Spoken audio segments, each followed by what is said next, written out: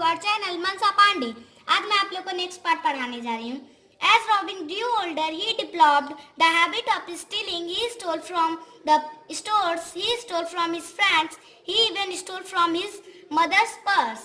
There came a day when he was caught in the act of stealing a lady purse while she was standing at a bus stand waiting for a bus. He tried hard to escape. He ran down the crowded road between buses and cars. He knocked people and fruits cars down.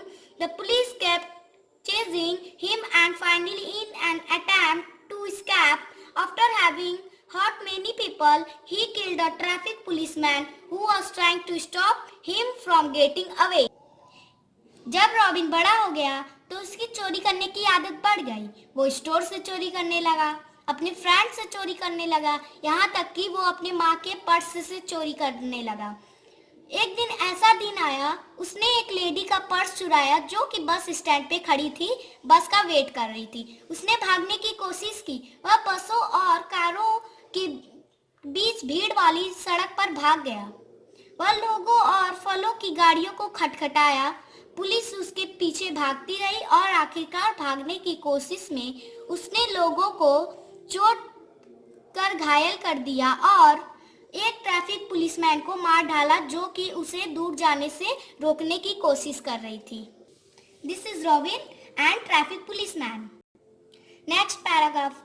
In no time a crowd gathered at the scene. The people surrounded him, flogged him and then handed him over to the police who had also arrived on the scene. A policeman handcuffed him and took him to a cell where he awaited his trial. फिर बाद घटना स्थल पर भीड़ इकट्ठा हो गई। लोगों ने उसे घेर लिया, उसके साथ मारपीट करने लगे और फिर उसे पुलिस को दे दिया जो कि घटना स्थल पर पहुंची थी। एक पुलिस ने उसे हथकड़ी पहनाई और उसे सेल में ले गई जहां उसे अपने मुकदमे का इंतजार था। Next paragraph. Everyone in Robin's neighborhood knew Robin well.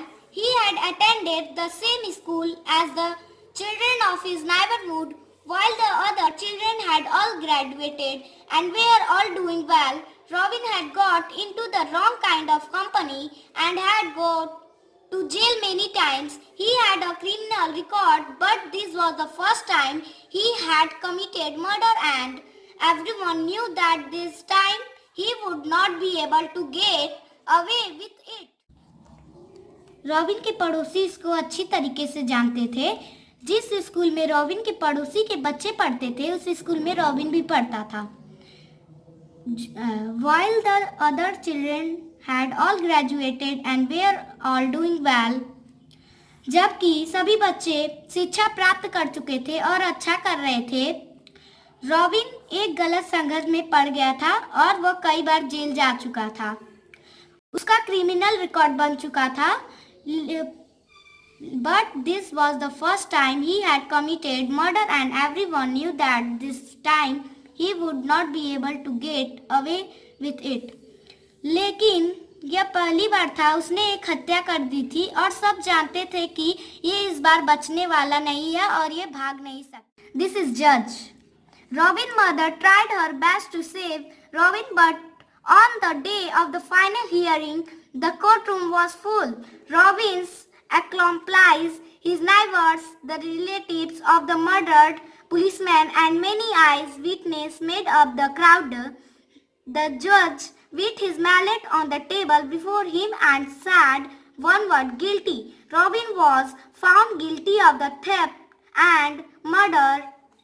Therefore, he was led away to be executed. Robin की मां ने उसे बचाने की बहुत कोशिश की। सुनवाई वाले दिन कोर्ट रूम पूरा फुल हो गया था।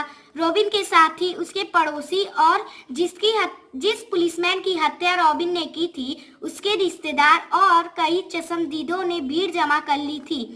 जज ने उसके सामने टेबल पर अपना मैलेट पटका और बोला, एक शब्द बोला, दोषी। रॉबिन चोरी और हत्या का दोषी था। उसे मार देने की सजा सुनवाई गई।